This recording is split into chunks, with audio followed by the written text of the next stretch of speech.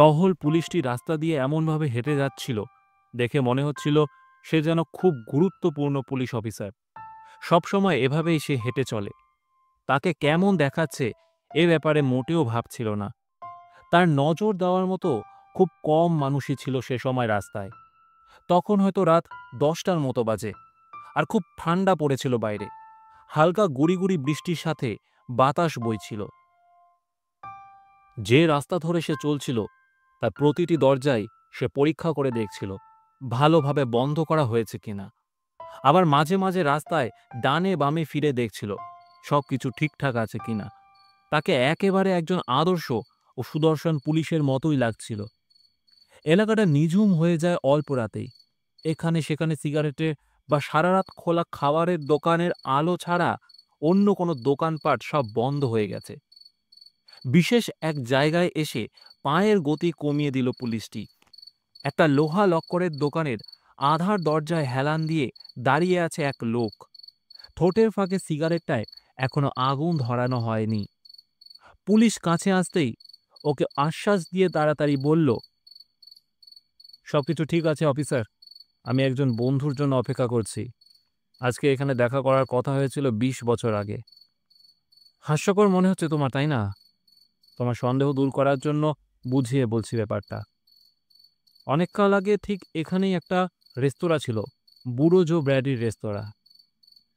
পুলিশটি বলল, 5 বছর আগে ছিল, তারপর উঠে যায়। দরজায় দাঁড়ানো লোকটা দেশলাই ঠুকে সিগারেট ধরালো।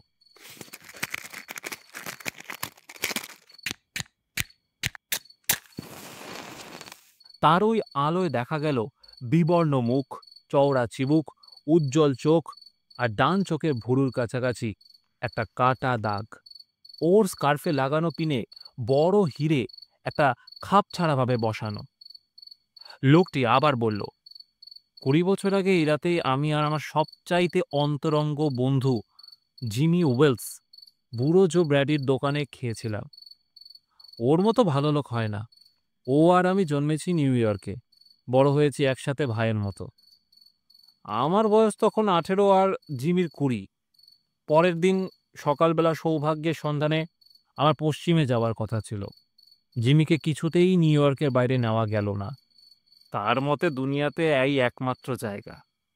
হ্যাঁ, আমরা ঠিক করলাম সেই তারিখ ও সময় থেকে ঠিক 20 বছর পরে জো ব্র্যাডির দোকানে দেখা করব আমরা। তা আমাদের অবস্থা যাই থাকুক না কেন, আর যত দূর থেকেই আসতে হোক না কেন। আন্দাজ করেছিলাম যেভাবেই হোক এই 20 বছরে আমাদের ভাগ্য নির্ধারিত হয়ে যাবে, আর সুদিনের মুখও দেখব আমরা।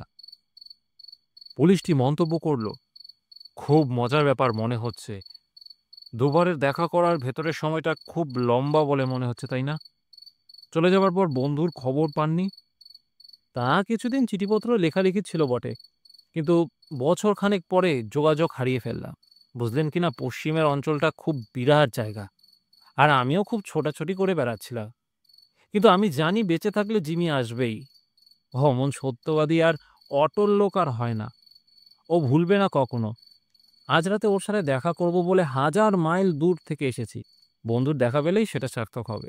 ছোট ছোট মণিমুক্ত বসানো সুন্দর একটা ঘড়ি পকেট থেকে বের করলো লোকটা। ঠিক কাটায় কাটায় 10টার সময় রেস্তোরাঁ দরজা থেকে বিদায় নিয়েছিলাম আমরা। পুলিশটি জিজ্ঞাসা করল, পশ্চিমে গিয়ে বরাত খুলে গেছে, তাই না? নিশ্চয়ই। জিমির ভাগ্যে তার অর্ধেক জুটে থাকলেও আমি খুব খুশি হব। এত ভালো ছেলে, অথচ খুব দুরবস্থায় দিন কাটছিল ওর। পশ্চিমে গেলে তুমি শিখতে পারবে কিভাবে খারাপ লোকদের সঙ্গে পাল্লা দিয়ে টাকা বানাতে হয়। হাতের লাঠিটা নাচাতে নাচাতে 2 পা এগোলো পুলিশটি। যেতে হচ্ছে আমাকে। আশা করছি আপনার বন্ধু ঠিক দেখা করতে আসবে। ঠিক 10টা বাজলেই চলে যাচ্ছেন নাকি? না, তা কেন, অন্তত আধ ঘন্টা সময় দেব ওকে। বেঁচে থাকলে নিশ্চয়ই এ সময়ের মধ্যে হাজির হবে জিমি। বিদায় অফিসার। শুভরাত্রি স্যার। দরজা পরক করতে করতে দূরে এগিয়ে গেল পুলিশটি। ততক্ষণে গুড়ি গুড়ি বৃষ্টি শুরু হয়েছে। বাতাসও বইতে শুরু করেছে সজোরে।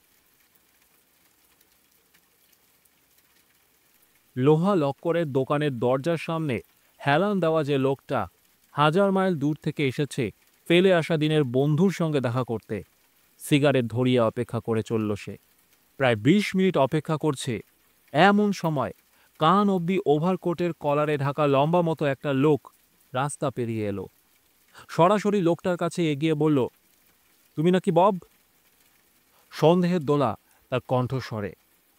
প্রায় চিৎকার করে ওঠে দরজার সামনে দাঁড়ানো লোকটা, আরে তুমি কি জিমি ওয়েলস? ও মাই গড! প্রায় চেঁচিয়ে উঠল নবাগত। ততক্ষণে পরস্পরের হাত আঁকড়ে ধরেছে তারা। আমার বিশ্বাস ছিল বেঁচে থাকলে তো নিশ্চয়ই তোমার নাগাল পাবো। তা বেশ, ২০ বছর খুব লম্বা সময়। পুরনো রেস্তোরাঁটা উঠে গেছে বব, থাকলে ভালো হতো, আবারও একসাথে খাওয়া যেত। পশ্চিমে গিয়ে কপাল খুলেছে তো। ভালো, যা কিছু চেয়েছিলাম সবই পেয়েছি। তুমি কিন্তু অনেক বদলেছ জিমি। আমি ভাবিনি যে তুমি আরও ২-৩ ইঞ্চি লম্বা হবে। তা ২০ বছর পর একটু বেড়েছি আর কি। নিউ ইয়র্কে নিশ্চয়ই ভালো চলছে জিমি। এই কোনো রকম একটা সরকারি অফিসে কাজ করি। চলো, আমার জানা একটা জায়গায় বসে পুরনো সব দিন নিয়ে গল্প করা যাবে। হাত ধরাধরি করে এগিয়ে গেল ওরা। সাফল্য পশ্চিম থেকে আসা লোকটার মধ্যে কিছুটা কেউ কেটা ভাব এনে দিয়েছে, তাই নিজের কথাই বলে যাচ্ছিল সে। ওভারকোটে কান পর্যন্ত মোড়া লোকটা শুনে যাচ্ছিল নীরবে। মোড়ের মাথায় ড্রাগ স্টোরটার সামনে উজ্জ্বল বিদ্যুতের আলো। একসাথে ঘুরে দাঁড়িয়ে পরস্পরের মুখের দিকে চাইল ওরা। পশ্চিম থেকে আসা লোকটার হাত নেমে এলো হঠাৎ করে। তুমি জিমি ওয়েলস নও।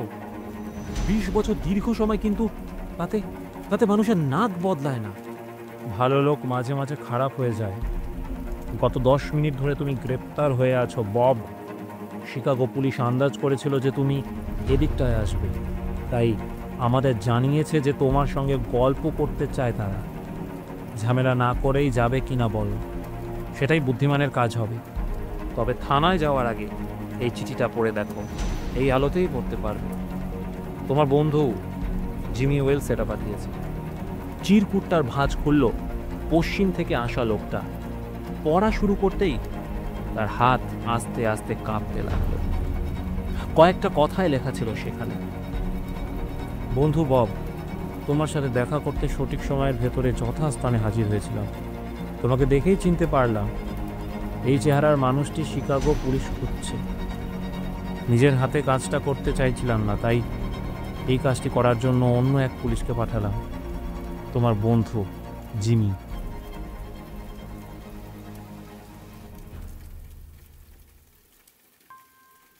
এতক্ষণ আপনারা শুনছিলেন বিখ্যাত লেখক ও হেনরির লেখা ছোট গল্প আফটার 20 ইয়ার্সের বাংলা অনুবাদ।